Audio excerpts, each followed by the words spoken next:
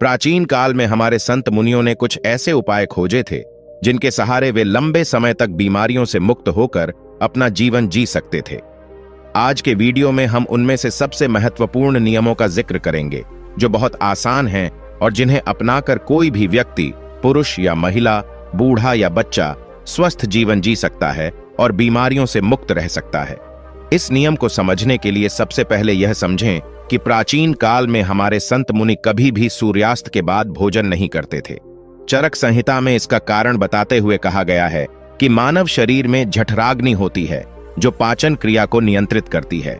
इसे कुछ लोग पाचक अग्नि के नाम से भी जानते हैं। यह जठराग्नि यानी पाचक अग्नि सूर्य के संपर्क में आने पर अच्छे से काम कर सकती है। जब कोई व्यक्ति सूर्य डूबने के बाद भोजन करता है तो रात के समय उसकी पाचक अग्नि सक्रिय नहीं होती है, जिसके कारण धीरे धीरे पाचन क्रिया में बाधा उत्पन्न होने लगती है। इसके परिणाम स्वरूप समय के साथ शरीर में बीमारियां जन्म लेने लगती हैं। यही सभी रोगों की जड़ है। अगर इस जड़ को यहीं खत्म कर दिया जाए, मिटा दिया जाए, तो शरीर जीवन भर रोगों से मुक्त रह सकता है। अब समझने वाली बात यह है कि जब हमारी जठराग्नि यानी पाचन अग्नि ठीक से काम नहीं करती है तो हमारी प्राण शक्ति को काम करना पड़ता है। हमारी प्राण शक्ति एक समय में एक ही काम अच्छे तरीके से कर पाती है। जब हमारी महत्वपूर्ण ऊर्जा पाचन में शामिल होती है तो हम गहरी नींद नहीं ले पाते हैं। इसी कारण से कुछ लोग 8-10 घंटे की नींद लेने के बाद भी सुबह थका हुआ महसूस करते हैं। इसका कारण यही है कि प्राण शक्ति की ऊर्जा जो रात के समय हमारे शरीर को अंदर से ठीक करती है और उसकी मरम्मत करती है, भोजन के पाचन में लग जाती है। अगर यही ऊर्जा रात के समय जब मनुष्य सोता है उसके शरीर के रोगों को ठीक करने में अपना समय व्यतीत करेगी तो धीरे धीरे शरीर अपने आप ही अपने रोग ठीक कर लेगा। लेकिन इसके लिए आपको अपना रात का खाना सूरज डूबने से पहले करना होगा ताकि सूरज के संपर्क में रहने वाली आपकी पाचन अग्नि बेहतर तरीके से काम करे। यह आपके भोजन को जल्दी पचाने में मदद करेगी, जिससे आपकी जीवन शक्ति अन्य कार्य कर सकेगी। मान लीजिए कि आप शाम को 6 से 7 बजे के बीच खाना खाते हैं। इसके बाद आप 9 से 10 बजे के आसपास सो जाते हैं। इन 2 से 3 घंटों में आपका ज्यादातर खाना पच जाता है और बाकी का भोजन रात्रि के 12 बजे तक पूरी तरह से पच जाता है। उसके बाद आपकी जीवन शक्ति आपके शरीर की मरम्मत करने लगती है और आपकी बीमारियों को ठीक करने में लग जाती है। यही वह समय होता है जब आपका शरीर खुद को डिटॉक्स करना शुरू कर देता है। इसी प्रक्रिया को अर्ध उपवास कहा जाता है, जिसकी पूरी अवधि 16 घंटे की होती है। लेकिन जो लोग दिन में 16 घंटे उपवास करने में सक्षम नहीं हैं, वे 12 घंटे से शुरुआत कर सकते हैं। यानी कि अगर आपने रात 7 बजे भोजन किया है तो आप अगले दिन सुबह 7 बजे ही भोजन करें। इससे आपकी बॉडी को लगभग 12 घंटों का समय मिलेगा खुद को रिपेयर करने का। इस अर्ध उपवास में हमारे शरीर में क्या प्रक्रिया घटित होती है, पहले इसको समझिए। जब हम 12 घंटे तक उपवास करते हैं तो हमारे शरीर में कई प्रक्रियाएं घटित होती हैं। अर्ध उपवास करते हैं तो हमारे शरीर को पूरी तरह से भोजन नहीं मिलता, इसलिए शरीर अपनी जरूरतों को पूरा करने के लिए अपनी कोशिकाओं में मौजूद बैक्टीरिया को ही खाना शुरू कर देता है। इसी वजह से हमारी कोशिकाओं का अपने आप शुद्धिकरण होने लगता है। वैज्ञानिक भाषा में इसे ऑटोफैगी कहा जाता है, जिसका मतलब होता है शरीर को सेलुलर स्तर पर डिटॉक्स करना। सिर्फ 21 दिन के लिए जो व्यक्ति इस प्रक्रिया को अपना लेता है उसकी त्वचा में निखार आने लगता है, उसके बाल गिरने कम हो जाते हैं, सुबह ताजगी महसूस होती है, रात को गहरी नींद आती है और मानसिक तनाव समाप्त हो जाता है। कुछ लोगों को लगता है कि अर्ध उपवास करने से उनका शरीर कमजोर हो जाएगा, लेकिन ऐसा नहीं होता। अर्ध उपवास करने से शरीर का फैट कम होता है, मांसपेशियां नहीं घटती, मांसपेशियां बनी रहती हैं, इसलिए शरीर की क्षमता भी बनी रहती है। अब तक आप यह समझ चुके हैं कि आपकी प्राण शक्ति आपकी बीमारियों को दूर करने के लिए किस प्रकार कार्य करती है और किस समय आपको भोजन करना चाहिए ताकि आपकी प्राण शक्ति पूरी ऊर्जा के साथ काम कर सके। लेकिन इसके बाद जो समझने वाली बात है वह यह है कि आज के समय में काम करते करते आदमी अपनी दैनिक दिनचर्या बिल्कुल छोड़ देता है। ऐसे में वह सही समय पर भोजन कैसे करे? अगर कोई व्यक्ति रात के समय काम करता है तो वह किस प्रकार भूखा रह सकता है, क्योंकि उसे तो आदत हो चुकी है रात के समय देर से खाना खाने की। कुछ लोगों की समस्या यह भी होती है कि वे भूखे नहीं रह सकते, उन्हें थोड़ी थोड़ी देर में भूख लगती रहती है। तो ऐसे लोग इस प्रक्रिया का लाभ किस प्रकार उठा सकते हैं? देखिए, अगर आप 16 घंटे का उपवास कर रहे हैं तो उसके लिए आपको बीच बीच में कुछ लिक्विड चाहिए, जिससे आपकी बॉडी भी हाइड्रेटेड रह पाए और आपके शरीर को डिटॉक्स करने की प्रक्रिया भी तेज हो जाए। शुरुआत में अगर आप अपना रात्रि का भोजन 7 बजे कर लेते हैं तो आपको 10 बजे तक भूख लगेगी ही लगेगी। उस समय जब आपको भूख लगे तो आप नारियल पानी पी सकते हैं। इससे शरीर को बहुत सारे लाभकारी फायदे होंगे और आपके डिटॉक्स की प्रक्रिया तेज हो जाएगी। इसके अलावा आप कॉफी भी पी सकते हैं। जिन लोगों का वजन ज्यादा बढ़ा हुआ है, जो अपने वजन को कम करना चाहते हैं, ऐसे लोग थोड़े गर्म पानी में एक नींबू निचोड़कर उसे पी सकते हैं। इससे उन्हें अद्भुत लाभ होंगे।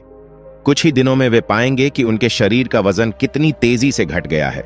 लेकिन जिन लोगों को ठंड जल्दी लगती है, जुकाम जल्दी होता है, खांसी हो जाती है या बुखार हो जाता है, ऐसे लोग रात में पानी में नींबू निचोड़कर कभी ना पिएं। रात को त्रिफला चूर्ण भी लिया जा सकता है, जो बहुत लाभकारी होता है। यह आपके शरीर को डिटॉक्स करने में बहुत सहायता करता है। सुबह आपका पेट अच्छे से खाली होगा अगर रात को आप त्रिफला चूर्ण लेकर सोते हैं। जिन लोगों को डायबिटीज या फिर शुगर की समस्या रहती है, ऐसे लोग अर्ध उपवास पूरा करने के बाद जब अपना पहला भोजन करते हैं, यानी कि सुबह ब्रेकफास्ट करते हैं, तो हल्के गर्म पानी में एप्पल साइडर विनेगर, दालचीनी का पाउडर और ऊपर से एक नींबू निचोड़कर पी सकते हैं। इससे उन्हें डायबिटीज में बहुत राहत मिलेगी और कुछ ही समय में उनके रिजल्ट्स बिल्कुल बदल जाएंगे। उनका शुगर लेवल और डायबिटीज पूरी तरह से मेंटेन होने लगेगा। जिन लोगों को हृदय संबंधी समस्याएं ज्यादा रहती हैं, ऐसे लोग सुबह ब्रेकफास्ट में घी या फिर कद्दू का जूस ले सकते हैं। यह उनकी त्वचा, उनके शरीर को डिटॉक्स करने और हृदय के लिए सबसे ज्यादा फायदेमंद होता है। जिन लोगों का डाइजेशन ठीक नहीं होता, वे पानी में अजवाइन और जीरा गर्म करके उस पानी को ठंडा करके पी सकते हैं। इससे उनकी पाचन क्रिया बहुत सुलभ हो जाएगी। जिन लोगों को अर्ध उपवास करने में दिक्कत होती है या बार बार भूख लगती है, वे हल्के गर्म पानी में शहद मिलाकर पी सकते हैं। यह उनकी भूख को शांत कर देगा और उनके शरीर को डिटॉक्स करने में बहुत मददगार साबित होगा। कुछ लोग जल्दी रिजल्ट पाने के लिए हफ्ते में 2-2 दिन उपवास करते हैं, लेकिन फिर 5 दिन पेट भर भर कर भोजन करते हैं। इससे उन्हें जल्दी रिजल्ट्स तो मिल जाते हैं, लेकिन ज्यादा समय तक ये रिजल्ट्स टिकाऊ नहीं होते। अर्ध उपवास यानी कि इंटरमिटेंट फास्टिंग धीरे धीरे रिजल्ट दिखाती है, लेकिन इसके जो परिणाम होते हैं वे स्थायी होते हैं। इसमें ऐसा नहीं होता कि जैसे ही आपने फास्टिंग छोड़ दी, वैसे ही आपका फिर से वही हाल हो गया। इस प्रक्रिया में एक बार आपके शरीर को जो फायदे मिल जाते हैं, वे बहुत लंबे समय तक बने रहते हैं। देखिए, हर कोई अर्ध उपवास कर भी नहीं सकता है, क्योंकि जो स्पोर्ट्समैन होते हैं, जो खेल कूद में भाग लेते हैं, उनके शरीर को नियमित डाइट चाहिए होती है। उनके लिए हेल्थ से ज्यादा परफॉर्मेंस जरूरी होती है। इसी तरह बच्चों को भी अर्ध उपवास नहीं करना चाहिए।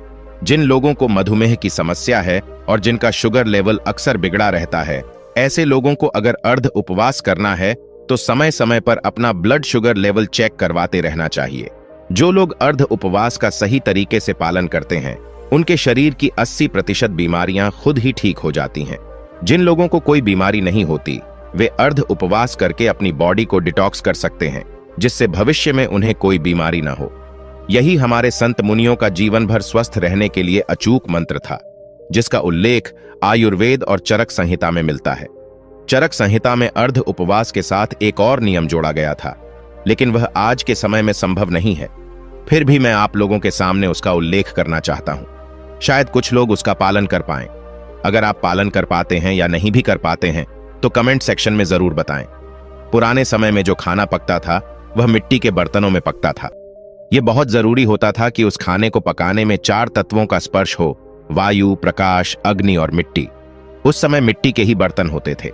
अग्नि का स्पर्श खाना पकाने के लिए दिया जाता था। अगर सूर्यास्त से पहले खाना पकाया जाता था, तो उसमें प्रकाश का भी स्पर्श आ जाता था और वायु का भी, क्योंकि उस समय खाना प्रेशर कुकर में नहीं पकता था, बल्कि खुले बर्तनों में पकता था, जिससे वायु उसे स्पर्श कर सके। लेकिन आजकल की जीवन शैली में यह संभव नहीं है। इसलिए कम से कम हम अर्ध उपवास करना तो सीख सकते हैं। भले ही हम पुराने समय की तरह भोजन तैयार नहीं कर पा रहे हैं, लेकिन अर्ध उपवास अपनाकर अपने शरीर को फायदा तो पहुंचा सकते हैं।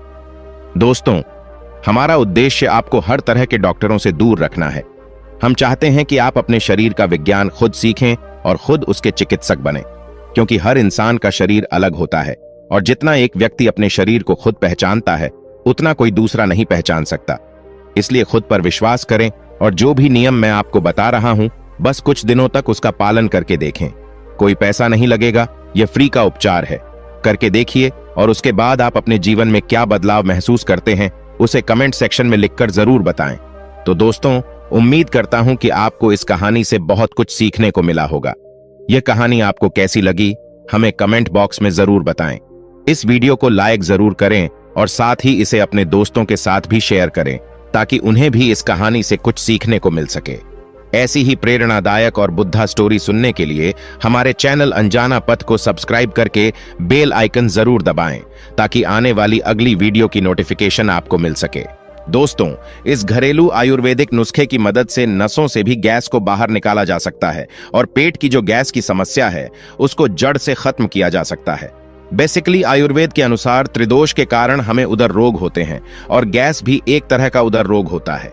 वात, पित्त, कफ को शांत करके आप गैस की समस्या को आसानी से खत्म कर सकते हैं। और गैस कोई स्वतंत्र रोग ना होकर यह पाचन तंत्र की कमजोरी से होने वाला एकमात्र लक्षण है जिसे कि घरेलू उपायों के द्वारा बहुत आसानी से खत्म किया जा सकता है। पेट की भयंकर से भयंकर गैस इस आयुर्वेदिक नुस्खे की मदद से बाहर निकल जाती है और जड़ से खत्म हो जाती है। आज हम इसी के बारे में इस वीडियो में बात करने वाले हैं। आज की इस वीडियो में आप बहुत कुछ नया सीखने वाले हैं, नया जानने वाले हैं।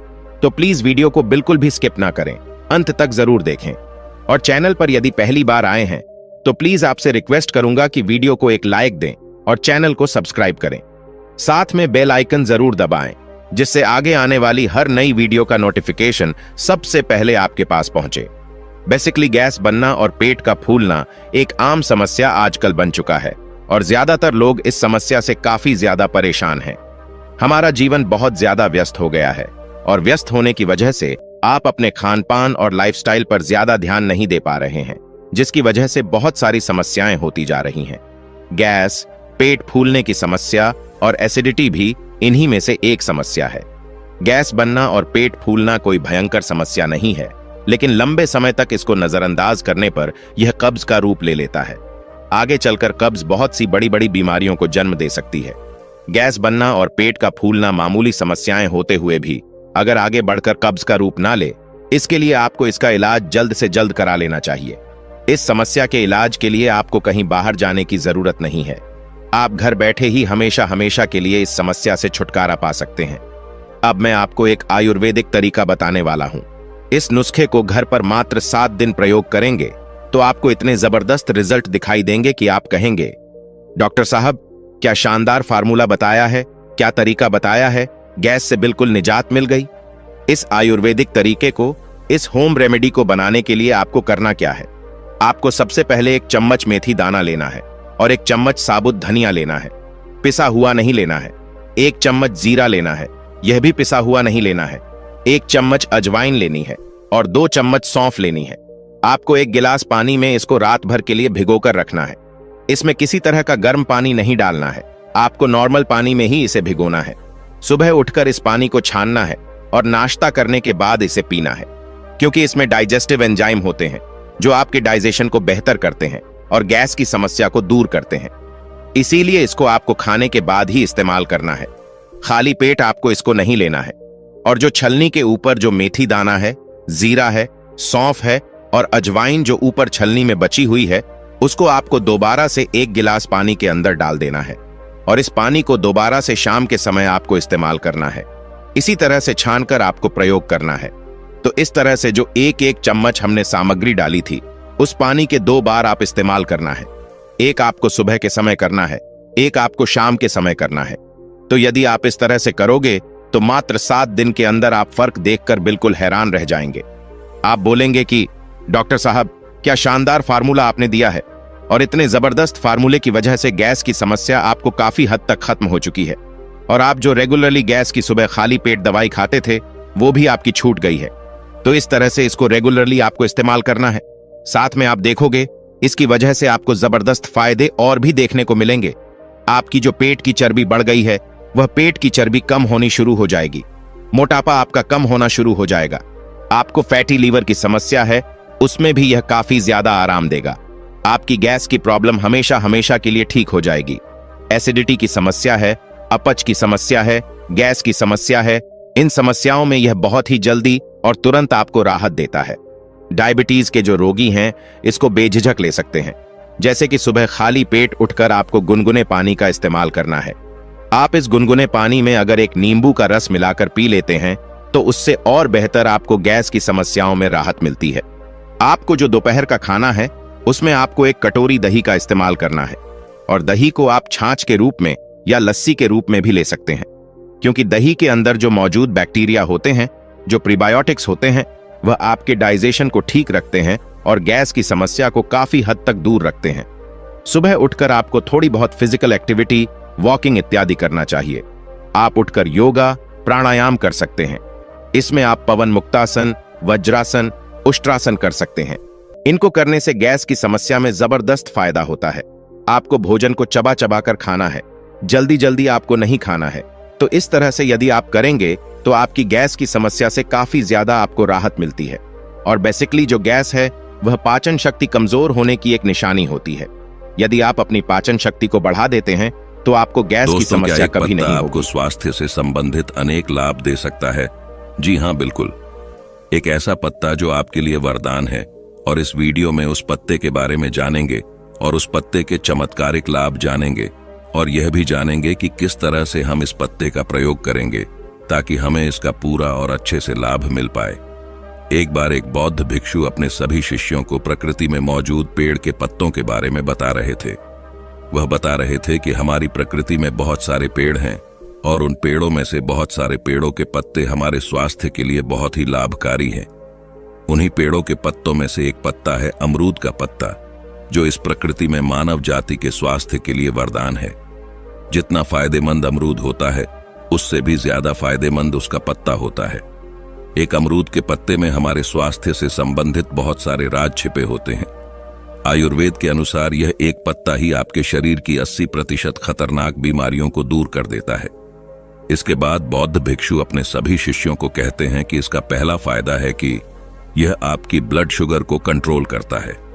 अगर आप डायबिटिक मरीज हैं तो आपको अमरूद के पत्ते जरूर खाने चाहिए, क्योंकि अमरूद के पत्तों में कुछ ऐसे कंपाउंड होते हैं जो आपके ब्लड शुगर के ऑब्जर्वेशन को कम कर देते हैं।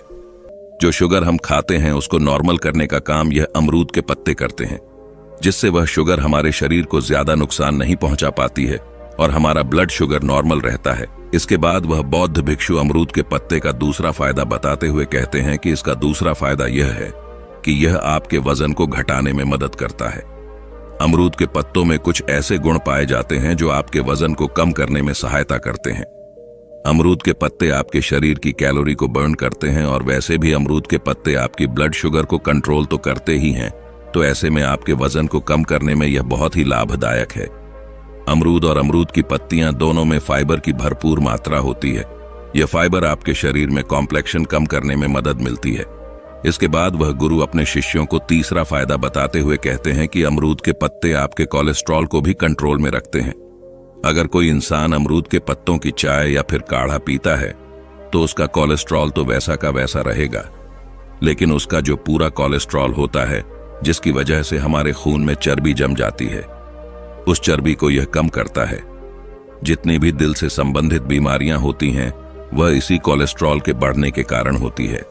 तो अगर आप अमरूद के पत्ते का प्रयोग करते हैं तो आपको कभी भी दिल का दौरा नहीं पड़ेगा, उसकी संभावना बिल्कुल कम हो जाएगी। इसके बाद वह गुरु इसका चौथा फायदा बताते हुए कहते हैं कि यह आपकी पाचन क्रिया को मजबूत बनाता है। अगर आप सुबह खाली पेट अमरूद के पत्ते चबाते हैं या इसका काढ़ा बनाकर पीते हैं तो ऐसा करने से यह आपकी पाचन क्रिया को मजबूत तो करेगा ही करेगा, साथ ही साथ यह आपके पेट से संबंधित बहुत सारी बीमारियां जैसे गैस बनना, एसिडिटी या IBS आदि में यह पत्ते आपको बहुत ही ज्यादा फायदा देंगे। इसके बाद गुरु इसका पांचवां फायदा बताते हुए कहते हैं कि यह आपकी मुंह की हेल्थ के लिए भी बहुत बढ़िया है। अगर आपको बार बार छाले होते हैं या फिर आपके दांतों में दर्द रहता है या फिर आपके मसूड़ों में सूजन रहती है जिससे आपको खाना खाने में समस्या होती है, तो इन सभी समस्याओं में आपको अमरूद के पत्तों का इस्तेमाल करना चाहिए।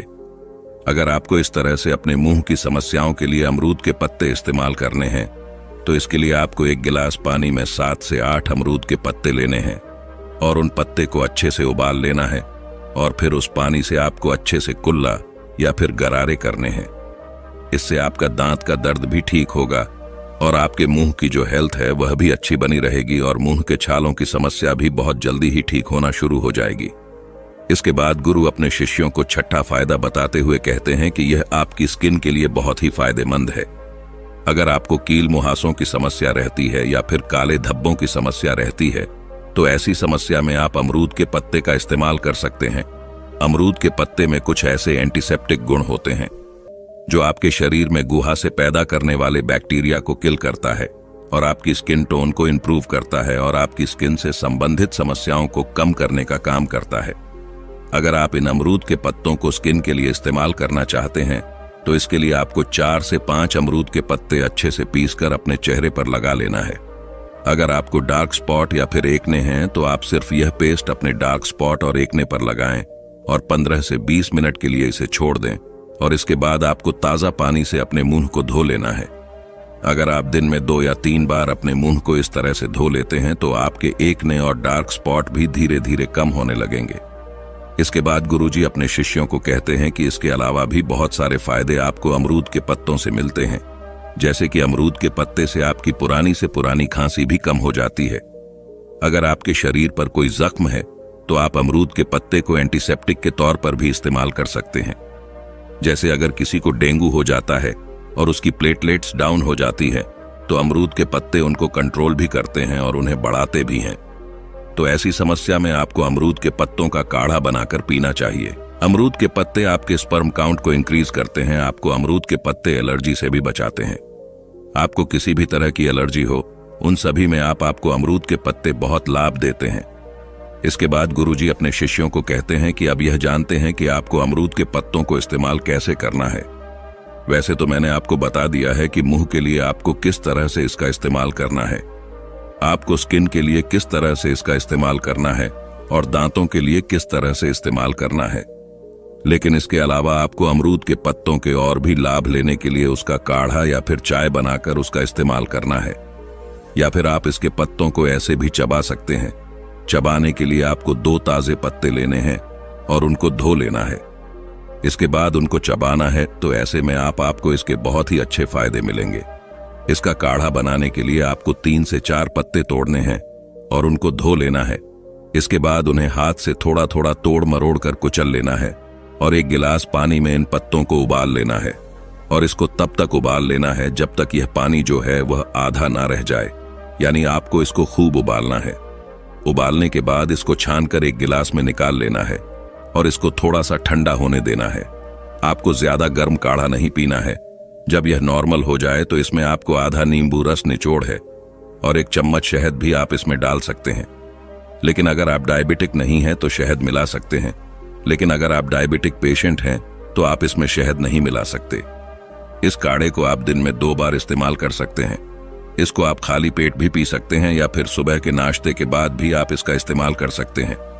अगर आप 2 बार इसका इस्तेमाल करते हैं तो आप इसको शाम में भी प्रयोग में ले सकते हैं।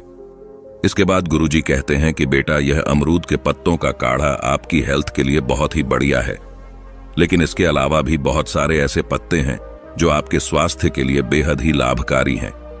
इसके अलावा आप नीम के पत्तों का भी प्रयोग कर सकते हैं जो आपके स्वास्थ्य के लिए बहुत ही अच्छा है।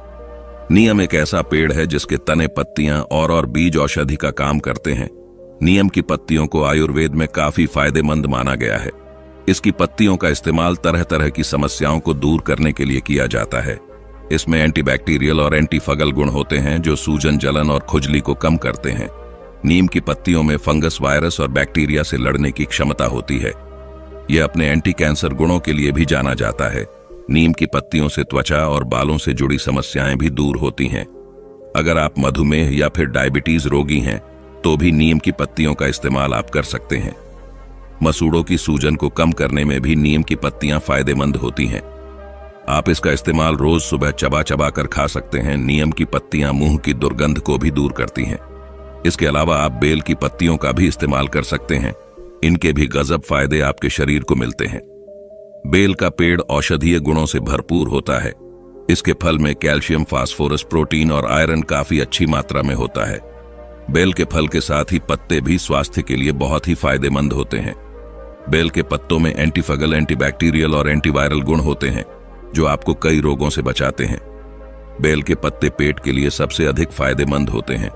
इसके पत्तों के सेवन से पाचन क्रिया बेहतर होती है।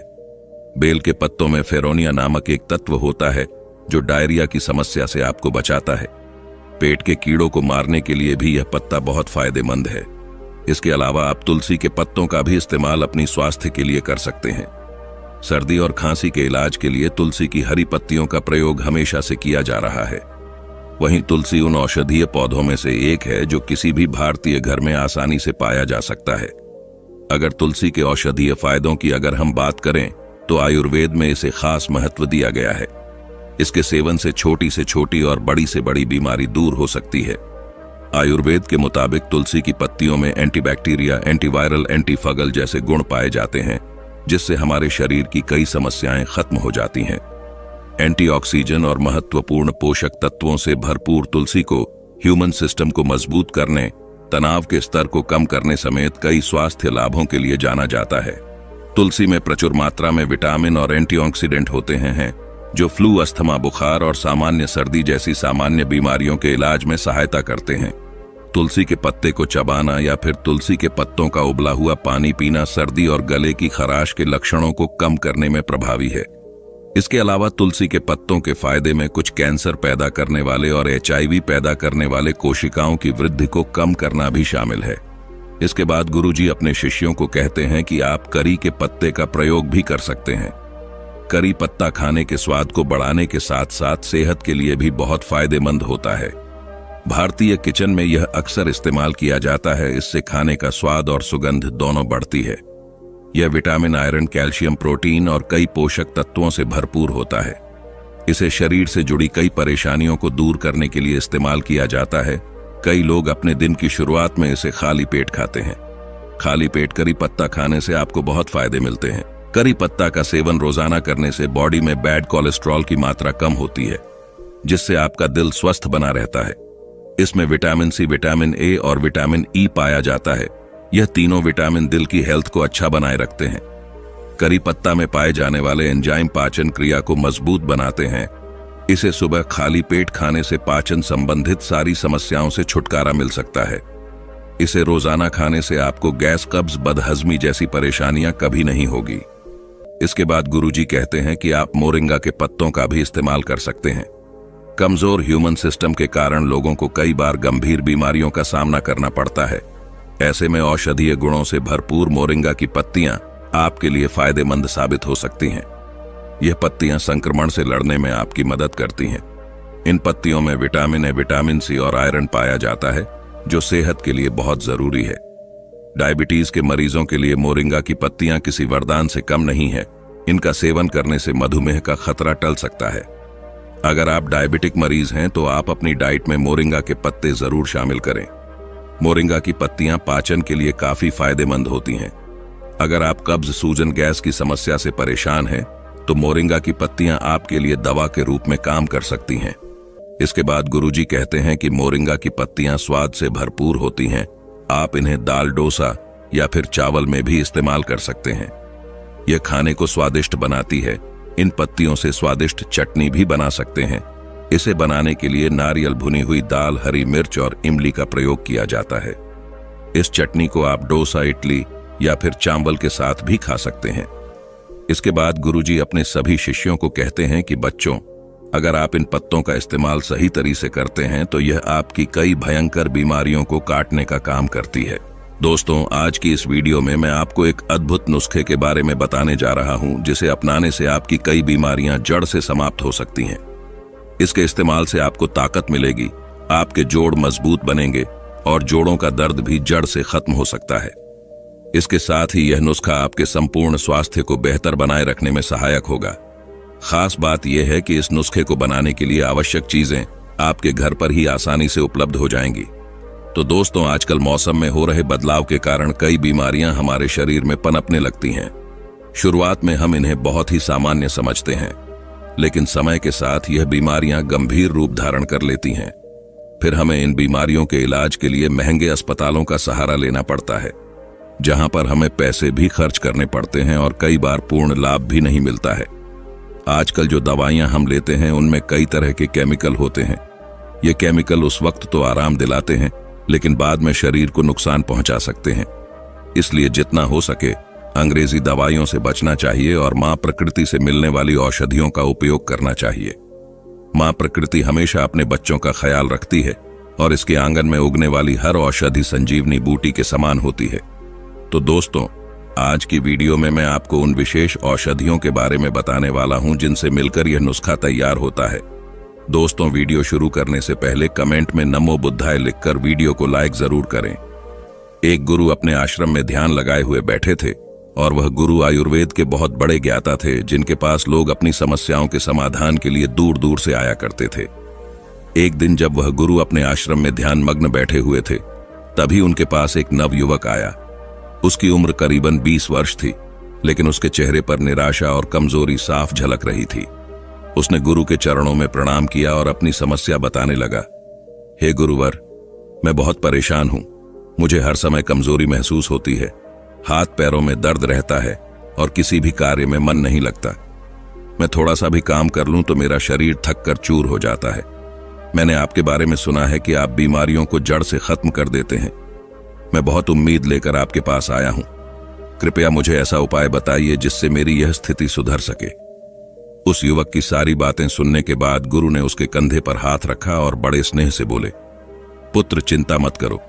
मैं तुम्हें एक ऐसा नुस्खा बताऊंगा जिसका नियमित रूप से पालन करने पर तुम्हारी कमजोरी खत्म हो जाएगी और तुम्हारे शरीर में नई ऊर्जा का संचार होगा। जो बीमारियां तुम्हें कमजोर कर रही हैं, वे भी धीरे धीरे ठीक हो जाएंगी। लेकिन ध्यान से सुनो, इसे पूरी लगन और संयम के साथ करना होगा। गुरु की बात सुनकर युवक के चेहरे पर राहत और उत्सुकता दोनों झलक उठी। वह बोला, गुरुवर, कृपया जल्दी से वह नुस्खा बताइए ताकि मैं जल्द ही अपनी स्थिति सुधार सकूं। तब गुरु ने उसे उन विशेष औषधियों के बारे में बताना शुरू किया जिनका सेवन करने से उसकी समस्याएं दूर हो सकती थी। गुरु की बातों को ध्यान से सुनते हुए युवक ने कहा, ठीक है गुरुवर, मैं आपकी सारी बातें ध्यान से सुन रहा हूं। गुरु मुस्कुराए और आगे बताने लगे, बेटा, हमारे शरीर में पानी की कमी से अनेक समस्याएं उत्पन्न होती हैं, जैसे कमजोरी, बार बार बीमार पड़ना, डिहाइड्रेशन और ऊर्जा की कमी। इसलिए आज मैं तुम्हें एक ऐसा नुस्खा बताऊंगा जो न केवल तुम्हारे शरीर को ताकत देगा बल्कि ऊर्जा का भी संचार करेगा।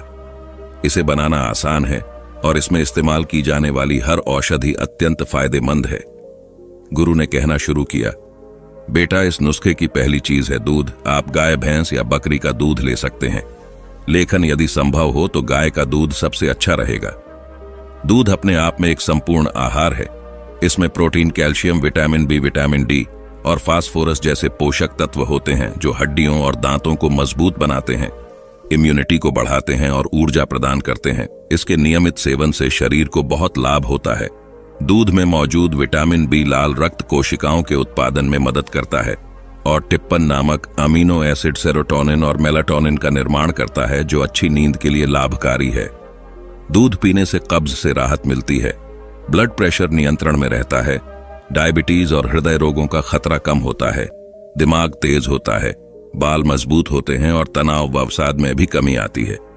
इसके बाद गुरु ने दूसरी औषधि का परिचय देते हुए कहा, बेटा, दूसरी चीज जो इस नुस्खे में डालनी है वह है सौंफ। सौंफ आपके पाचन तंत्र के लिए बहुत लाभकारी है।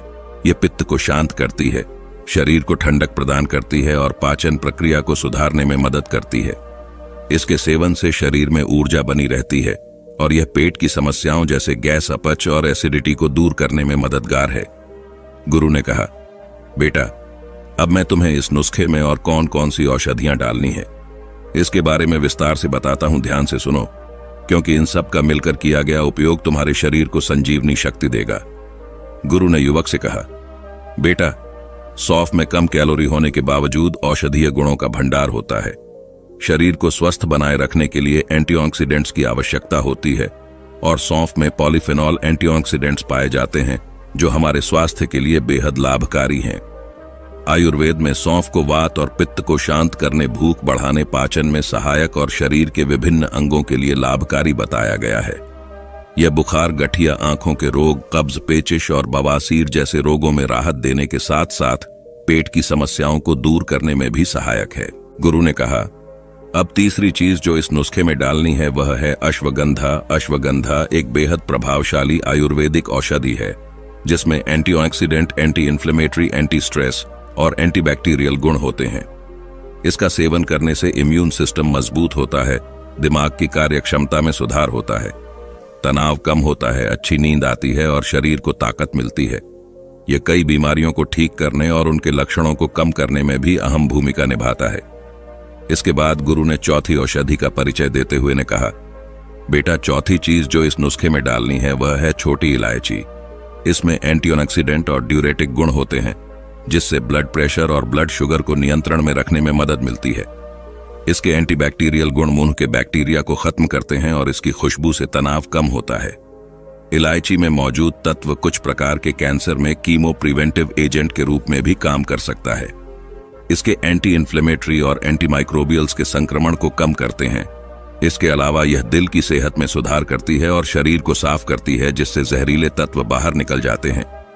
गुरु ने युवक से कहा, बेटा, इस नुस्खे की 5वीं चीज है अदरक। अदरक में भरपूर एंटीऑक्सीडेंट्स होते हैं जो आपके शरीर के डीएनए को क्षति से बचाते हैं। यह उच्च रक्तचाप, हृदय रोग और फेफड़ों की बीमारियों जैसी पुरानी बीमारियों से लड़ने में मदद करता, साथ ही यह उम्र बढ़ने की प्रक्रिया को धीमा करता है। अदरक जोड़ों के दर्द, हड्डियों के दर्द और सूजन को कम करता है, मेटाबॉलिज्म को बढ़ाता है और पाचन तंत्र को सुधार है, जिससे भूख भी खुलती है और शरीर में ताकत आती है। सर्दियों में अदरक का सेवन विशेष रूप से लाभकारी है क्योंकि इसकी तासीर गर्म होती है। गुरु ने कहा, अब आखिरी औषधि जो इस नुस्खे में चाहिए वह है धागे वाली मिश्री। मिश्री में प्राकृतिक मिठास होती है जो रिफाइंड चीनी से कहीं ज्यादा स्वास्थ्यवर्धक है और इसकी तासीर ठंडी होती है।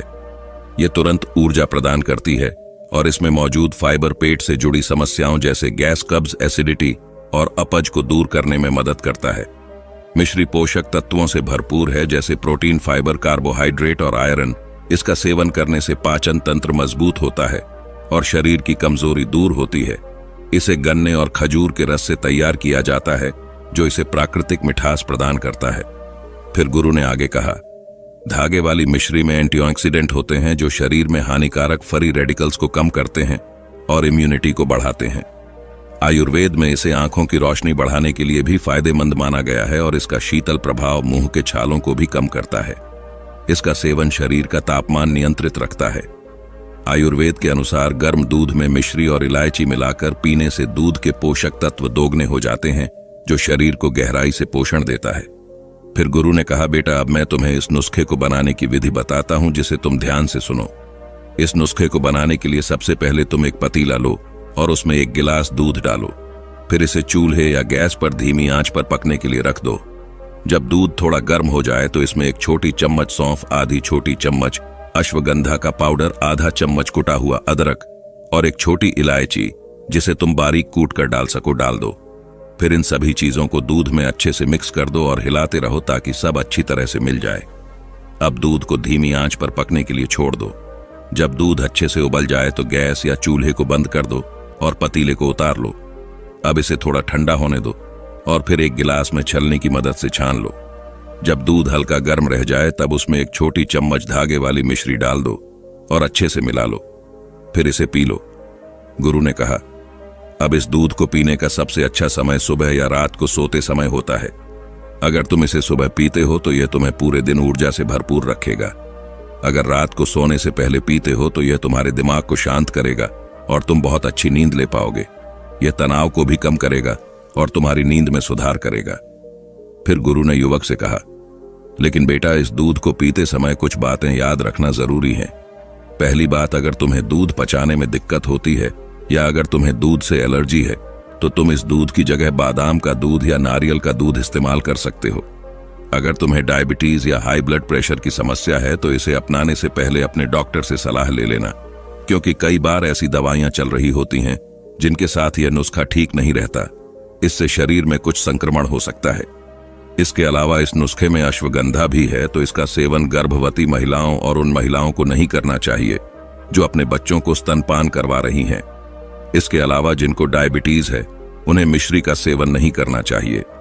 अगर तुम्हें दूध में मिठास चाहिए तो तुम उसमें 3-4 खजूर डाल सकते हो। इससे दूध में मिठास आ जाएगी और वह तुम्हारे स्वास्थ्य के लिए हानिकारक नहीं होगी।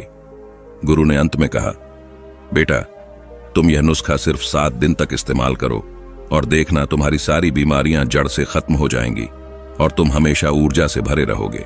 नमो बुद्धाय मित्रों। काम वासना या भोग हमें तब तक ही आनंद देता है जब तक हम उससे ऊंचे आनंद को प्राप्त नहीं कर लेते। अगर एक बार हम उससे ऊंचे आनंद का स्वाद छक लेते हैं तो काम वासना का मजा विलीन हो जाता है। युवावस्था एक आदमी के जीवन में ऐसा समय होता है जिसमें उसकी काम वासना उसके चरम पर होती है। लेकिन अगर उस युवा को कोई ऐसा तरीका, ऐसा मार्ग मिल जाए जिससे वो अपनी काम वासना को अपने ध्यान की सीढ़ी बना ले, तो उसका पूरा जीवन आनंद से भर जाता है। चाहते तो सभी हैं काम वासना से छुटकारा पाना, लेकिन इससे छुटकारा पाने के लिए वह क्या करें? तो इस कहानी को सुनने के बाद आपको काम वासना के बारे में पूरी जानकारी मिल जाएगी। तो दोस्तों, आपसे निवेदन है कि कहानी को अंत तक जरूर सुने और हमारे चैनल को सब्सक्राइब करके कमेंट में नमो बुद्धाय जरूर लिखे। तो चलिए कहानी शुरू करते हैं। गौतम बुद्ध के समय में वैशाली राज्य में एक बहुत ही प्रसिद्ध वेश्या रहती थी जिसका नाम आम्रपाली था। वो बहुत ही सुंदर थी और उसे नगर वधू घोषित कर दिया गया था, यानी कि पूरे शहर की पत्नी उसके महल के द्वार पर सदा सोने के रथ खड़े रहते थे। यहां तक कि महान राजाओं को भी उससे मिलने के लिए इंतजार करना पड़ता था। वो केवल एक वेश्या थी, लेकिन इतनी अमीर हो गई थी कि वो राज्य खरीद सकती थी। आम्रपाली का शरीर जितना सुंदर था, उससे कहीं सुंदर उसकी आत्मा थी, जो सच्चे प्यार के लिए तरसती थी। क्योंकि आम्रपाली खुद से वेश्या नहीं बनी थी, उसे जबरदस्ती राजा ने वेश्या बनाया था। आम्रपाली के वेश्या बनने के पीछे एक कहानी है। आम्रपाली अपने ग्राहकों को बहुत प्यार करने का दिखावा करती थी, क्योंकि उसे इसके लिए भुगतान किया जाता था, लेकिन अंदर से वह उन सब से नफरत करती थी, क्योंकि वह सभी उसका इस्तेमाल एक भोग की वस्तु के रूप करते थे। एक इंसान के रूप में उसका सम्मान कोई नहीं करता था। एक दिन आम्रपाली अपने महल की बालकनी में खड़ी थी। अचानक उसने महल के सामने से एक बौद्ध भिक्षु को गुजरते हुए देखा, जिसके पास कुछ भी नहीं था सिवाय एक भिक्षा पात्र के। लेकिन उसके पास जबरदस्त जागरूकता थी और लोगों को खुद की ओर आकर्षित करने की अद्भुत शक्ति थी। जब बौद्ध भिक्षु ने ऊपर की तरफ देखा तो आम्रपाली उसे देख रही थी। युवा भिक्षु ने आम्रपाली की ओर देखते हुए बेहद सम्मान भाव के साथ आम्रपाली को प्रणाम किया। आम्रपाली एक तक उस युवा भिक्षु को देखते रही, क्योंकि पहली बार किसी ने आम्रपाली को सम्मान की नजरों से देखा था। किसी ने पहली बार उसे इंसान होने का एहसास दिलाया था। आम्रपाली तुरंत सीढ़ियों से नीचे उतरी और बाहर आकर उसे युवा बौद्ध भिक्षु के पैर छुए और कहा, प्रभु कृपया आज के दिन आप मेरे मेहमान बने और मेरे महल में चलकर भोजन स्वीकार करें। इसके बाद आम्रपाली ने कहा, कृपया मेरे निमंत्रण को ना करें, क्योंकि पहली बार मैंने किसी को निमंत्रण दिया है। मुझे हजारों बार राजाओं और सम्राटों द्वारा आमंत्रित किया गया है, लेकिन मैंने कभी किसी को आमंत्रित नहीं किया है। यह मेरा पहला निमंत्रण है। युवा भिक्षु ने सम्मानपूर्वक आम्रपाली का निमंत्रण स्वीकार करते हुए भोजन ग्रहण किया। भोजन देने के बाद आम्रपाली ने कहा, प्रभु आज से 3 दिनों के बाद बारिश का मौसम शुरू होने वाला है, जो कि 4 महीना तक रहेगा, और मैं आपको अपने घर में 4 महीने रहने के लिए आमंत्रित करती हूँ। आने वाले 4 महीना के लिए यह महल आपका आश्रय होगा। मैं आपको पूर्ण रूप से आश्वस्त करती हूँ कि मैं किसी भी प्रकार से आपके ध्यान में बाधा नहीं बनूंगी, बल्कि जितना मुझसे हो सकेगा आपके ध्यान की सुविधाओं को सुगम बनाने का प्रयास करूंगी। युवा बौद्ध भिक्षु ने कहा कि माफ कीजिएगा देवी, लेकिन इस विषय में मैं स्वयं निर्णय नहीं ले सकता। मैं आपके प्रस्ताव के विषय में बुद्ध से पूछूंगा। अगर वो मुझे अनुमति देंगे तो मैं आपके महल में आश्रय अवश्य स्वीकार करूंगा। इतना कहकर वह बौद्ध भिक्षु वहां से चला गया। इससे पहले कि वो भिक्षु बुद्ध के पास पहुंचता और आम्रपाली के प्रस्ताव के बारे में कुछ बताता, उससे पहले वहां पर मौजूद अन्य भिक्षु बुद्ध के पास पहुंच गए और बुद्ध से कहा, आप उस युवा भिक्षु को रोकिए। आम्रपाली ने उसे 4 महीने रहने के लिए अपने घर पर बुलाया है।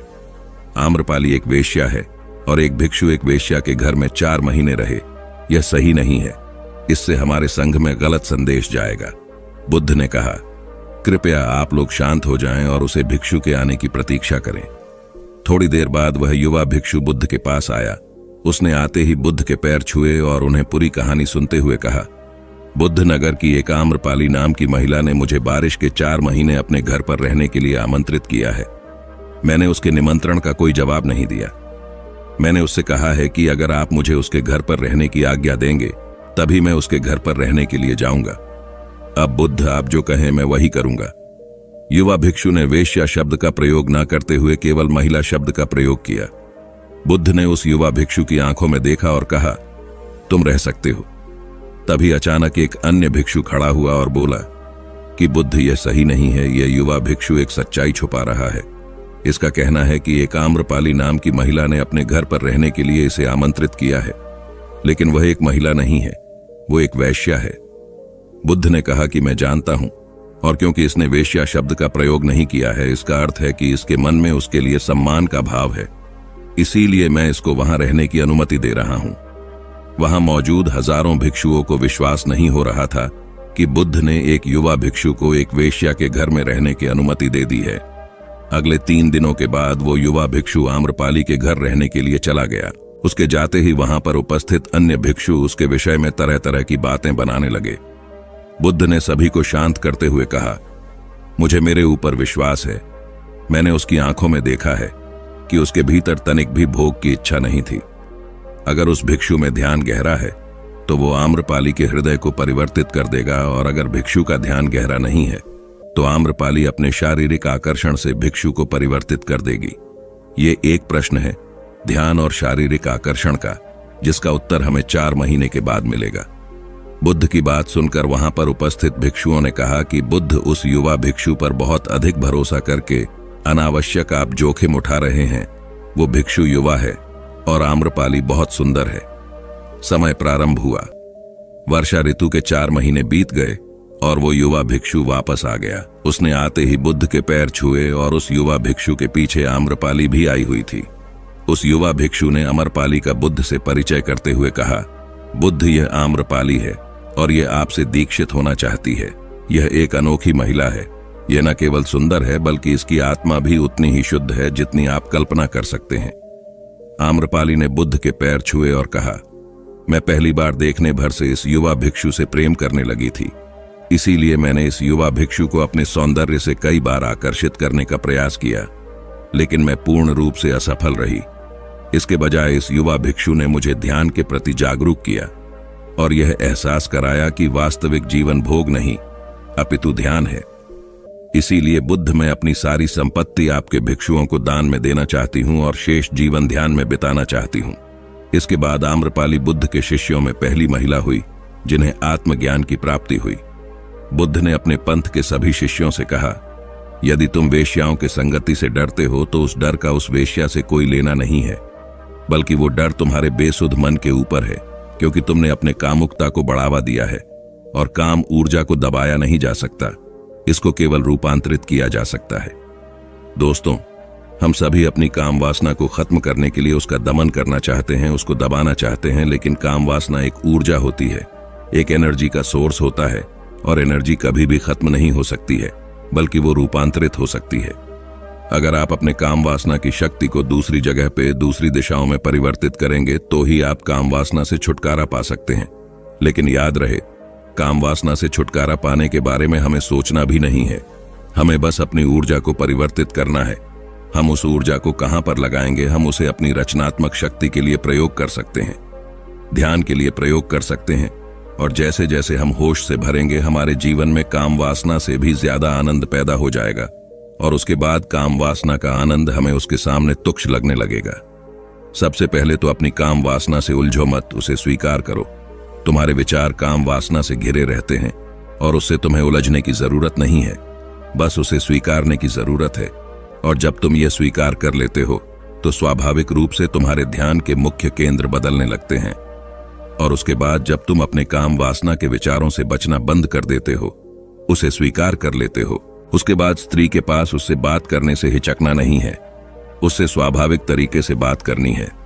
जिस तरह से 2 लोग आपस में बातें करते हैं, मनुष्य का मन तो इतना चंचल है, इतना अनियंत्रित है कि वो अगर किसी जानवर को भी संबोधित करते हुए देख लेता है तो भी काम वासना के विचारों से भर जाता है।